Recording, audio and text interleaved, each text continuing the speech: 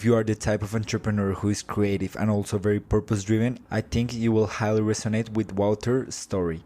He will share how he has shifted his focus from doing what everybody around him was telling him to do, which was just the classical YouTube videos, the trendy YouTube videos, to actually dive deep into his message, into his purpose. And I think one of the most valuable findings that he has shared, at least with me, is the difference between purpose and direction. So stay tuned to find out what this difference is all about, and I hope you enjoy the podcast. Hello and welcome to the Holistic Entrepreneur Podcast. If you are the type of person that believes entrepreneurship is about way more than making money, then this is for you. We will talk about all the things that it truly takes to build a thriving business, one that aligns money, freedom, and purpose. From marketing to mindset, finances, and team building, this is the podcast for entrepreneurs who live and breathe the exciting challenge that is building a great business. Today we are here with Wouter. He is a mindset and meditation coach from the Netherlands. He creates amazing mindset movies about purpose on YouTube. And his journey is very interesting to all of us because I think he's going deep into fundamental human problems like happiness, like purpose, like how do we figure it out, what to do with everything that these crazy times that we're living in have for us. So welcome and thank you for being here. Yeah, thank you for hosting all this. And thank you for all efforts to making the show. I really appreciate it. Thank you. So yeah, my first question is, I've been following your journey for a while.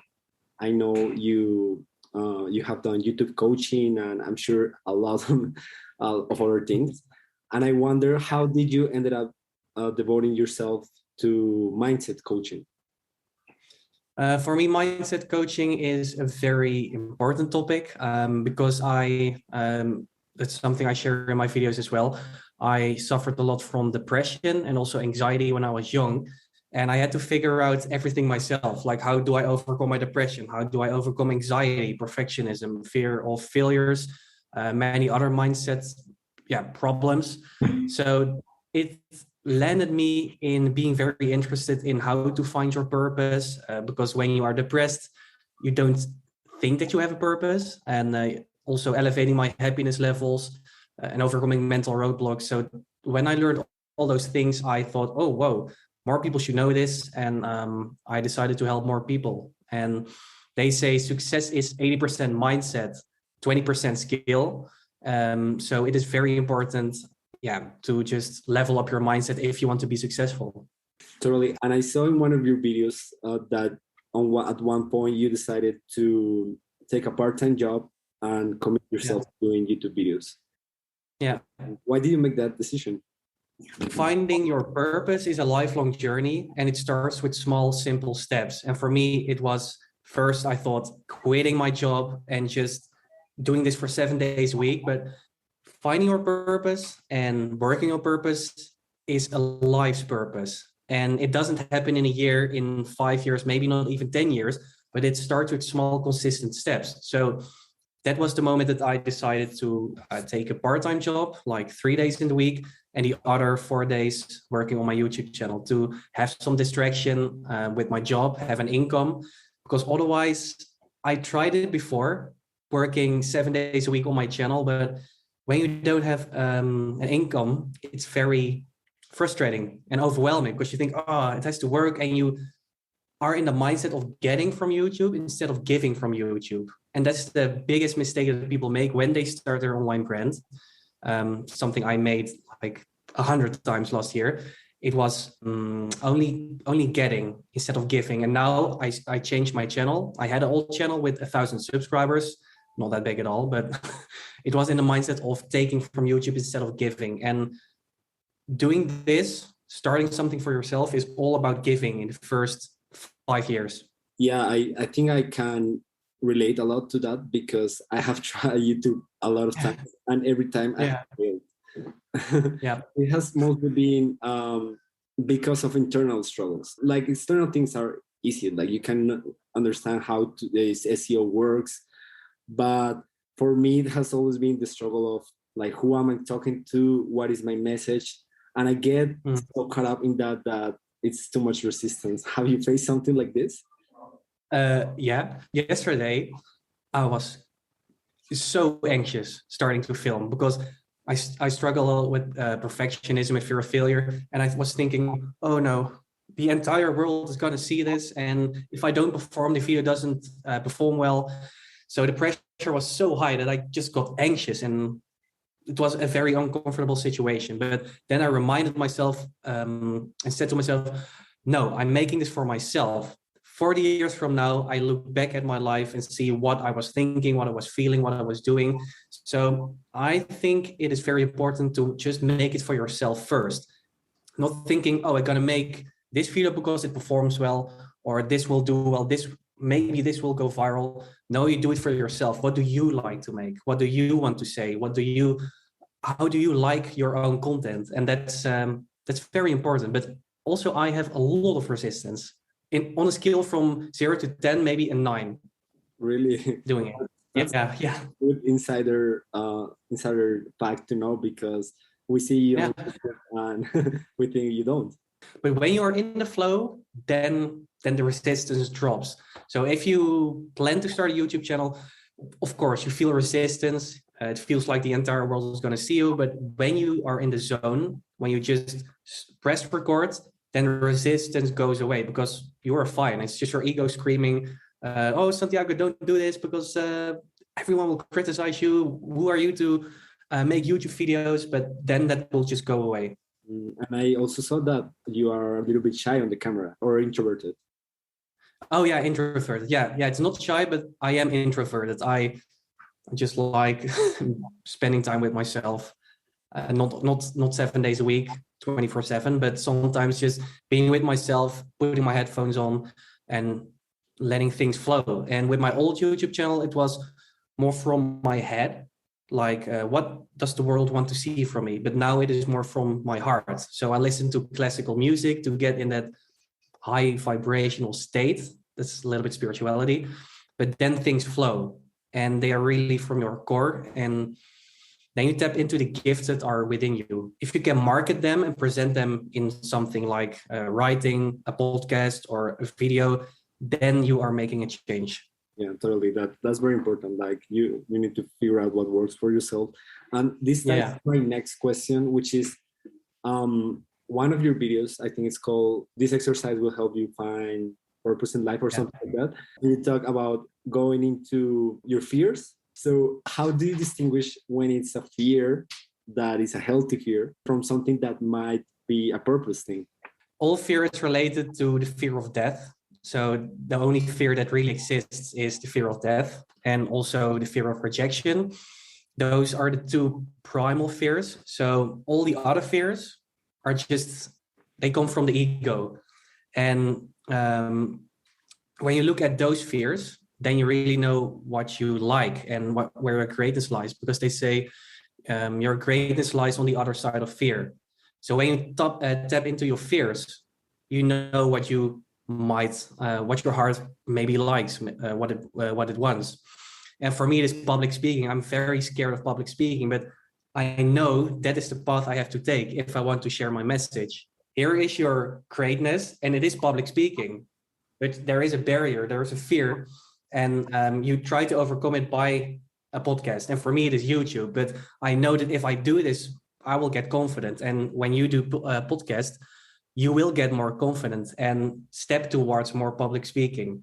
So looking at your fears is a great way to finding your purpose.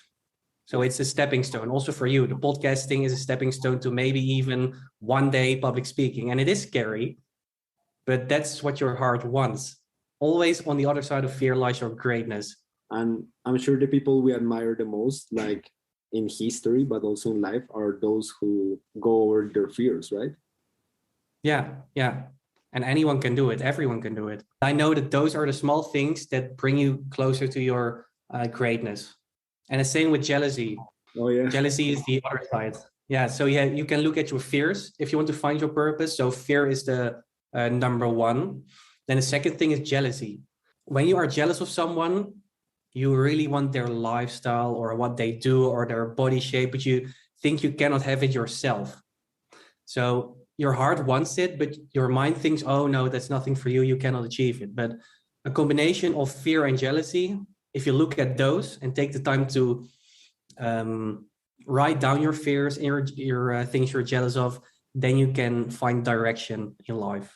And I think it's popular because we don't want to admit that we are jealous of things, right? Yeah. When I can relate this to myself, I'm scared of public speaking. For example, I just keep it simple for now. And I'm jealous of people who can travel the world and work location independent. So YouTube is like public speaking. But what I really want to grow towards too is doing something with an online business. So for me, it was clear, having an online business, traveling the world, starting a YouTube channel. So I only found those clues because it is always about clues, not answers. When I looked at my fears and my things I'm jealous of. And actually, I want to ask you this because, of course, you are from Netherlands, so you know Van Gogh. Yeah. And of course. I know about his life, and I know how he rejected to commercialize his art because he really just wanted to do it from his heart. But nowadays, of course, most of us need money. So how do you deal with this, like maybe pressure? So I don't know if it's a pressure from society to make every passion a business. It's just asking yourself, do you want your passion to become a business? And sometimes you don't want it, because I am, for example, passionate about photography, like portrait photography, but I don't want it to be a business. What I do want to be a business is coaching people about mindset, about purpose, about emotion. That's what I want my job to be like. So I cannot tell you how to differentiate between it, but whatever feels right. And it's a very vague answer, but you know deep down inside what you want to make a business of and what you don't want to make a business of. If you are enjoying the show, there might be a great entrepreneur in you. Learn how to grow your business without overwhelm by applying to our Scaling Simplified program. It will help you detect the handful of activities that truly move the needle for your business, and then give you the tools to quickly elevate your revenue and impact. Go to www.phoenixgrowth.org and fill out the application form to see if we can help you grow. Okay. And how do you see yourself in the next 3 years? What are the plans for you as a creator or coach? So my fear was public speaking. So I think I have to become more comfortable with public speaking, making more videos. So my first target is 100 videos about purpose, emotion, mindset. I have very cool videos coming up, like this Saturday, can you achieve your 2022 goals in 7 days? Also a short video about anxiety, about depression, about the law of attraction. So I'm very busy doing those things and making those videos. And on the other side, just leveling up more with coaching, just my coaching business, making courses, maybe about vision boards, for example, because they are very powerful. So it's a combination of making videos and also starting and growing my online business. And you actually have already a course called Happiness Mastery. How did the idea to that, and what came about, and what was the reaction that you received from people? Well, I created that course accidentally. When did I create it? 2019, I think. So then I didn't have a YouTube channel, and I was thinking, I should create a course because I went from depression and anxiety to more happiness. So I have to teach this to more people. And then 1 year later, I started the YouTube channel. So I actually forgot about the course, but it was still bringing in some new students. And I started the course, started a YouTube channel a few months later, but then pivoted into so many different niches because I had the shiny object syndrome. Like, oh, this is working on YouTube. Oh, no, this is not working on YouTube. And I was pivoting all the time until I was a YouTube coach. And it's very strange because I had only 1,000 subscribers. But then a month ago, everything just collapsed in my mind because I wasn't following my heart. And in the end, I came back at ground zero, point zero, and I became more focused on mindset and anxiety and depression and overcoming those things. So what I want to say is I started with the course, Then I had a very big, a lot of pivoting. And then I came back to the same point. So always listen to your heart, because it will always win, no matter what. Yeah, we are so stubborn, right? Yeah. And your mind takes the control of your life, but it doesn't win. Your heart is so much stronger. They say 5,000 times stronger than your mind. So the heart will always win. So listen to your heart, even though it feels uncomfortable. On that transition where you stop making YouTube videos for your old channel, what really helped you to gain focus and direction again? It was very uncomfortable because I was working on the channel for 1 to 2 years, and I thought, oh no, I have to give up on this channel. And why did I decide to do so? Because I had a lot of anxiety just the last months, and I didn't enjoy making videos, and I became unhappy, a little depressed. And I said, I don't want to live like this anymore. I don't want to feel the pressure of making videos and doing something I don't like. So I meditated and I thought, okay, what do I really want my life to be like? And it was making videos in Indonesia, for example, like those beautiful shots and talking about mindset and emotion and purpose. I always wanted to make those videos. And then I said, okay, I have to stop the old channel. It's so boring. And I have to start a new channel with more relatable topics like emotion and handling rejection, because more people can relate to that. And if you can present it in a beautiful way with a lot of storytelling, that can grow my channel. I know for a fact you are not the only one struggling with this topic. So on the same line, if there is a person who is in that place where maybe he's doing something, he thought this was his thing, passion, and he is slowly finding out that this is not his thing, what would be your 3 either tips or habits that you would recommend to that person? What I would say is don't overrush things. Take it slowly, because what I did was just immediately creating a new channel. But it's okay to just do 4 weeks of nothing and be completely silent in your mind and let things come up, because in the stillness lies the inspiration. Because if you rush all the time and think about the future 95% of the time, there is no time in the present moment and no energy in the present moment. So what I would do is just sit for 4 weeks in total silence and let things come up, and also do the exercise, the 2-minute exercise. Look at your fears, look at what you're jealous of, because that is the direction of your life. And take this exercise extremely serious, because it helped me finding my purpose. So when I stopped the old channel, I did this exercise, and then just things snapped and I knew what I had to do. Very simple, but very powerful. Yeah, and I have to agree, because like I said, I once had a YouTube channel. It was in Spanish. I was so passionate about it, but at one point I couldn't do it anymore. It's almost been 1 year now from that. Yeah, because we have this anxiety, or we have to be doing something, but as you said, sometimes the solution is just silence, right? Yeah, sometimes you feel a lot of pressure when you start a YouTube channel. And for me, it was as well, because as I said in the beginning of this episode, I wanted to take from YouTube. And if you don't get from YouTube, you get frustrated. And I was frustrated. But everything you create online has an energy. If you do it because you want to get something, it will vibrate very low. The power of, for example, this episode or my video is very low if you do it. But if you do it because you like doing it, like if you are very passionate about doing podcast episodes, and I'm very passionate about making videos, then it is at a whole new level. And then the impact increases dramatically, because you like doing this process. So you like the journey. And when you like the journey and doing this because it is an end in itself, then you just win. And whatever happens, it's just fine. Yeah. Have you ever considered being a mindset coach for YouTubers? Yeah, I think that's a very good niche.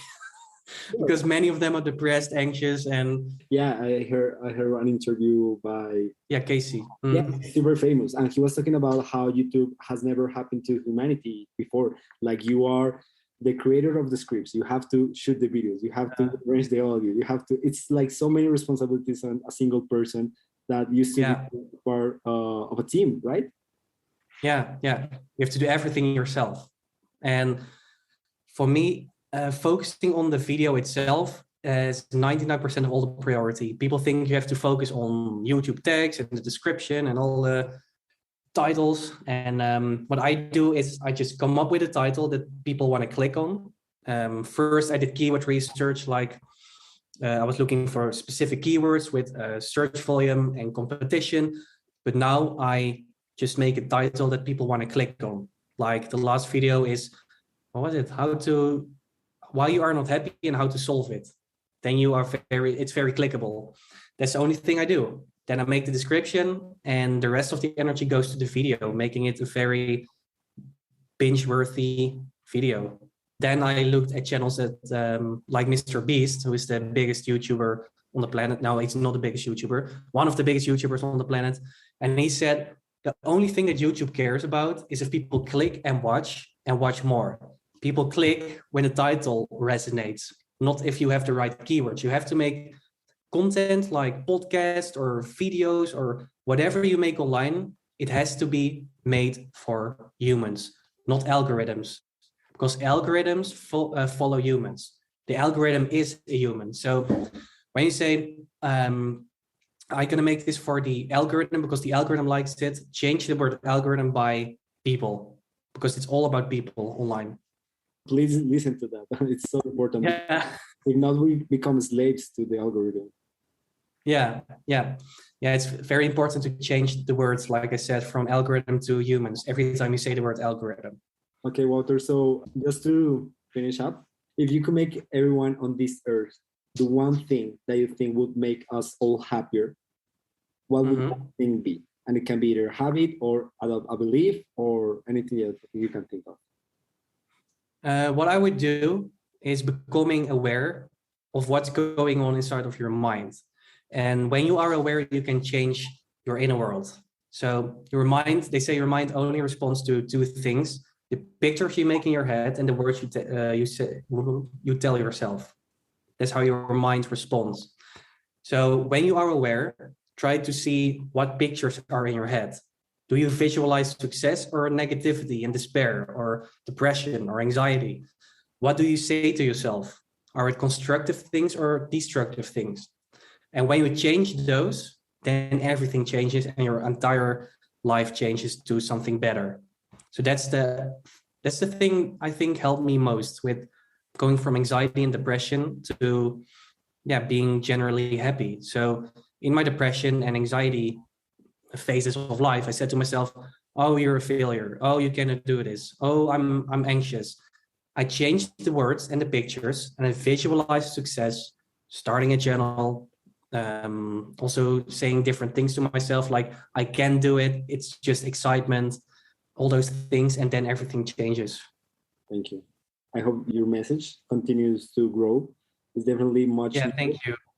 And for you as well. If someone wants to find more about you, what you do, how can you help them? How can they do it? Yeah, you can follow my Instagram page. It's with a difficult name, at WouterManders, my Instagram, Wouter Manders. And that's the same for YouTube, but you have to follow the one with the pink background and not the orange background. It's the old channel. Yeah, we'll also share the direct link. And I think you are a great example of this podcast because it's called The Mentor's Journey, because all of us have the hero's journey, but then we have lessons that we want to share. And it seems like you're doing that. So thank you for doing that. Yeah, thank you so much for hosting this, and also good luck in the future with the future guests. I'm looking forward to it. Hey, thank you for listening to the show. We would be so grateful if you shared the podcast with a friend or colleague so we can keep growing this community of holistic entrepreneurs. See you on the next one.